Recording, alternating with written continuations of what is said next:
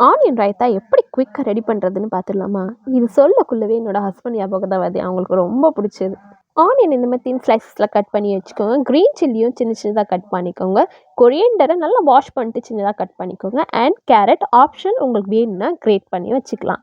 தென் மெயினாக கேர்டு எடுத்து வச்சுக்கோங்க. கேர்டை வந்து நல்லா இந்த மாதிரி பீட் பண்ணி வச்சுக்கோங்க. பீட் பண்ணுறதுனால என்னன்னா நல்லா உங்களுக்கு க்ரீமியாக இருக்கும். சாப்பிடக்குள்ளவே நல்லா டேஸ்ட்டாக இருக்கும். இப்போ நம்ம ரைத்தா ப்ரிப்பேர் பண்ணிடலாம். ஃபஸ்ட்டு ஆனியன் நீங்கள் எல்லாத்தையும் எடுத்து இதில் எவ்வளோ வேணுமோ அதுக்கேற்ற மாதிரி பண்ணிக்கோங்க.